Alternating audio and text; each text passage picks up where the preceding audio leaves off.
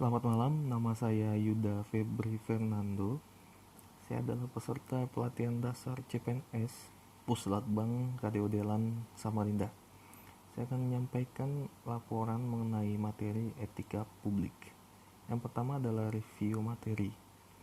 Ketika seorang memilih karir hidupnya sebagai ASN, maka sejatinya ia telah menjadi bagian dari kekuasaan yang tindak tanduknya berimplikasi terhadap kepentingan masyarakat luas. Masyarakat memiliki tuntutan dan harapan yang tinggi kepada aparat pemerintah. Diklat etika publik ini memfasilitasi pembentukan nilai-nilai dasar etika publik pada peserta diklat melalui pembelajaran kode etik dan perilaku pejabat publik, bentuk-bentuk kode etik dan implikasinya, aktualisasi kode etik PNS, serta pemahaman konsep etika publik. Pelayanan publik yang profesional tidak hanya membutuhkan kompetensi teknik dan leadership, namun juga kompetensi etika. Kompetensi etika, pejabat cenderung menjadi tidak peka, tidak peduli dan diskriminatif, terutama pada masyarakat kalangan bawah. Etika publik merupakan refleksi kritis yang mengarahkan bagaimana nilai-nilai kejujuran, solidaritas, keadilan, kesetaraan, dan lain-lain dipraktikkan dalam wujud keprihatinan dan kepedulian terhadap kesejahteraan masyarakat atau kebaikan orang lain. Ada 3 fokus utama dalam pelayanan publik, yaitu yang pertama, pelayanan publik yang berkualitas dan relevan. Yang kedua, sisi dimensi reflektif. Etika publik berfungsi sebagai bantuan dalam menimbang pilihan sarana kebijakan publik dan alat evaluasi. Dan yang ketiga adalah modalitas etika, yakni menjembatani antara norma moral dan tindakan faktual.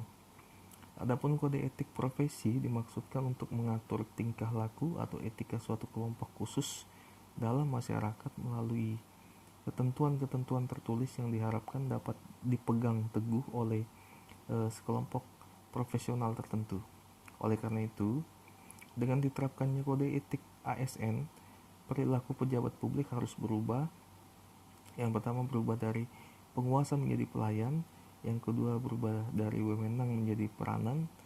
Ketiga, menyadari bahwa jabatan publik adalah amanah yang harus dipertanggungjawabkan bukan hanya di dunia tapi juga di akhirat. Kemudian dalam aktualisasi etika ASN, setiap aktivitas seseorang baik sebagai ASN maupun sebagai anggota masyarakat selalu melekat di dalamnya nilai-nilai etika. Berbagai kasus yang telah terjadi di Indonesia menjadi contoh atau cerminan kepada setiap ASN agar berhati-hati dalam setiap kegiatan dan aktivitasnya dan tidak bertentangan dengan nilai-nilai etika yang selalu dijunjung dan ditegakkan. Yang kedua adalah makna atau manfaat pelatihan. Manfaat dari materi etika publik yaitu agar ASN dapat memiliki pemahaman tentang kode etik dan perilaku pejabat publik. Kemudian mengenali berbagai bentuk sikap dan perilaku yang bertentangan dengan kode etik dan perilaku dan implikasinya dari pelanggaran kode etik dan perilaku bagi dirinya, dan menunjukkan sikap dan perilaku yang sesuai dengan kode etik dan perilaku selama diklat. Yang ketiga itu rencana aksi. Nilai yang diterapkan pada mahasiswa terkait materi etika publik yaitu menerapkan kode etik mahasiswa agar tidak menyimpang dari etika dalam berpikir, bertindak, dan bersikap dalam proses menuntut ilmu dan berinteraksi pada dosen dan teman-temannya, serta menerapkan kode etika publik dalam profesi sebagai dosen. Demikian yang saya sampaikan. Sekian dan terima kasih.